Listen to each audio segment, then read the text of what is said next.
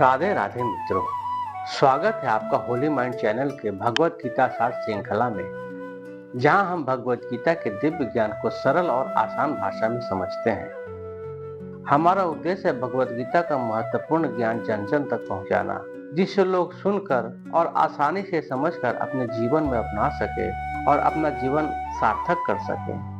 आज इस श्रृंखला के एपिसोड 15 में हम अध्याय 2 सांख्य योग का श्लोक 21 से श्लोक 23 का अर्थ समझेंगे। मेरा आपसे निवेदन है कि रोज थोड़ा समय गीता पढ़ने या सुनने में जरूर लगाइए। यह आपके मन को शांति देगा और जीवन की हर चुनौती को समझने की शक्ति देगा। तो शुरू करते हैं अध्याय 2 सांख्य योग श्लोक 21।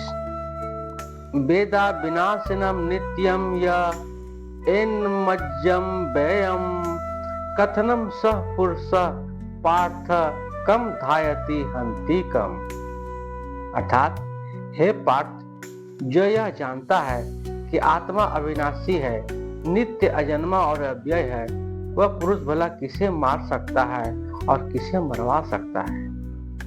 मित्रों, इस श्लोक में भगवान श्री कृष्ण अर्जुन से कहते हैं कि जो आत्मा को नित्य अजन्मा अविनाशी और अव्यय जानता है, वह यह कैसे सोच सकता है कि वह किसी को मार सकता है या किसी की हत्या करवा सकता है। जब श्री कृष्ण अर्जुन को युद्ध करने का आदेश देते हैं तो यह समझना चाहिए कि यह हिंसा परम न्याय के लिए है।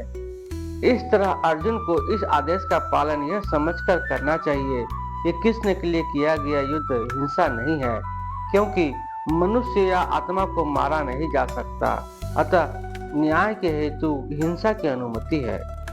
शल्य क्रिया का प्रयोजन रोगी को मारना नहीं अपितु उनको स्वस्थ बनाना है। अतः कृष्ण के आदेश पर अर्जुन द्वारा किया जाने वाला युद्ध पूरे ज्ञान के साथ हो रहा है, उससे पाप फल की संभावना नहीं है। अध्याय 2 श्लोक 22।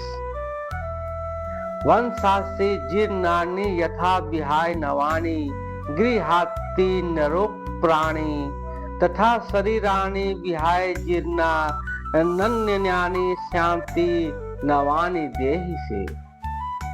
अर्थात जिस प्रकार मनुष्य पुराने वस्त्रों को त्याग कर नए वस्त्र धारण करता है, उसी प्रकार आत्मा पुराने और जर्जर शरीर को त्याग कर नए शरीर को प्राप्त होती है। मित्रों, इस श्लोक में भगवान श्री कृष्ण आत्मा की शाश्वतता और शरीर के परिवर्तन को स्पष्ट करते हैं।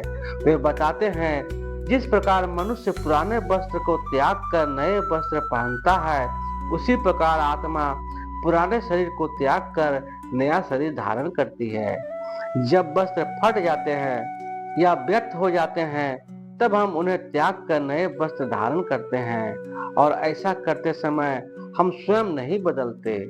इसी प्रकार से जब आत्मा जीर्ण शरीर को छोड़ती है, तब उससे किसी प्रकार का कोई परिवर्तन नहीं होता।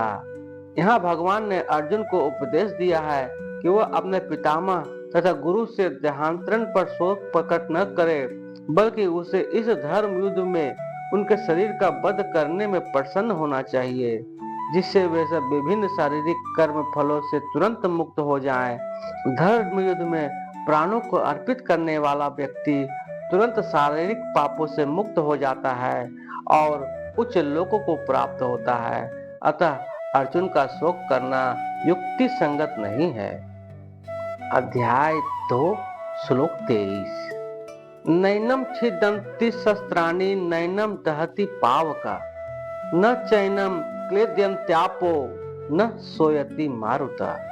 अर्थात यह आत्मा न तो कभी किसी शस्त्र द्वारा खंड खंड किया जा सकता है, न अग्नि द्वारा जलाया जा सकता है, न जल द्वारा भिगोया जा सकता है या वायु द्वारा सुखाया जा सकता है।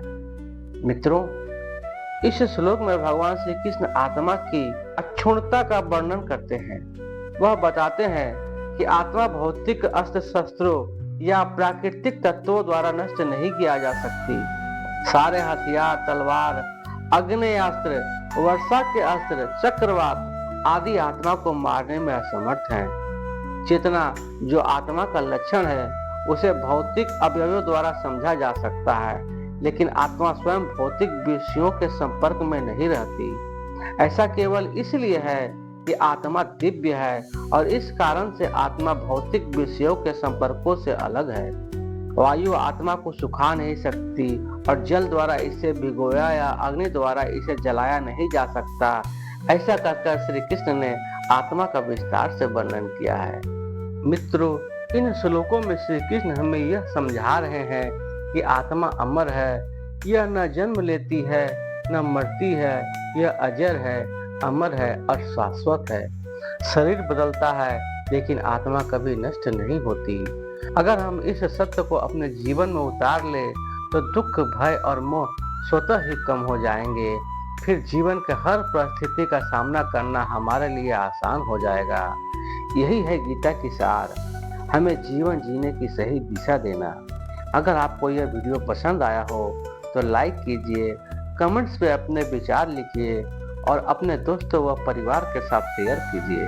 और हाँ, हमारे चैनल होली माइंड को सब्सक्राइब करना न भूलें ताकि गीता का यह अमृत संदेश हर दिन आपके जीवन में पहुंच सके। अगले एपिसोड में हम और भी गहराई से गीता के अद्भुत रहस्यों को समझेंगे। तब तक के लिए राधे राधे।